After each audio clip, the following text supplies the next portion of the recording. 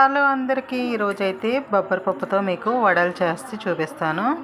నేనైతే ఒక half kilo అయితే తీసుకున్నాను. అది ఒక 2 అవర్స్ అయితే నానబెట్టాను. ఇప్పుడు ఇలా అయితే శుభ్రం చేసుకున్నాను. దీన్ని ఇప్పుడు మిక్సీ పట్టుకుని చూపిస్తాను. వాళ్ళ మిక్సీ కానీ గ్రైండర్ కానీ మీ ఇష్టం ఏది కావాలితే అది పట్టుకోండి. మిక్సీ అయితే పట్టేసుకున్నాను. కొంచెం గట్టిగా పట్టుకోండి, వాటర్ గట్ట యాడ్ చేయకండి. మనం పప్పులో వాటర్ పోస్తే లూజ్ అయిపోతుంది. వాటర్ పోయకుండా మిక్సీ పట్టుకోవాలి. దాంట్లోకి నేను 2 ఉల్లిపాయలు, కొంచెం అల్లం వెల్లుల్లి పేస్ట్ అయితే తీసుకున్నాను.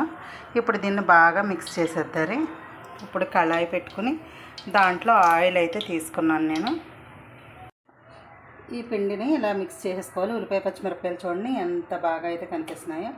ఇప్పుడు ఇలా గిన్నెలో వాటర్ పెట్టుకుని ఒక కవర్ తీసుకొని మనం ఇలా అనుకుని అప్పుడు చిన్న వండలా తీసుకొని ఇలా వేసుకోండి. గారెల్లాగా ఇష్టమైతే గారెల్లాగా వేసుకోండి, వడల్లాగా ఇష్టమైతే వడల్లాగా వేసుకోండి. అలా మనం మూపల్లోకి సరిపోయే అన్ని వడలు అయితే వేసేసుకుందారు. చూడండి ఎంత ఫాస్ట్గా అయితే అయిపోతున్నాయో వడలు. తింటాక కూడా చాలా టేస్టీగా ఉంటాయి. మనం బయటికి వెళ్తే కొనుక్కుంటే ఎంత ఉంటుంది, తలకో 2 కూడా రావు. అదే మనీతో మనం ఇంట్లో చేసుకుంటే అందరం కలిసి తినచ్చు. కొంచెం టైం చూసుకొని చేసుకుంటే చాలా చాలా బాగుంటుంది. ఎంతవరకు అయితే వేగనివ్వాలి. నేను గారెలు వేస్తే వడలు కానీ ఏది వేసినా ఆయిల్ అయితే లాగదు. అదొకటి ప్లస్ పాయింట్ మన వంటలోను. ఆయిల్ లేకుండా ఉంటుంది. అందరూ అంటారు నువ్వేం చేస్తావు ఆయిల్ ఉండలేదు అని అంటారు.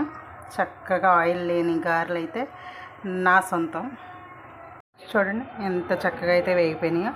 ఇప్పుడు దీంట్లో వేసుకున్నారు. నేనైతే గిన్నెలో వేసుకున్నాను. ఇలా బాల్స్ లాగా కూడా వేసుకోవచ్చు. ఇలా అయితే నేను కర్రీలోకి ఇలా వేసాను. ఇలా వేస్తే కర్రీ కూడా టిఫిను అయిపోతుంది. వీటితోనే కర్రీ కూడా ప్రిపేర్ చేసేస్తున్నాను.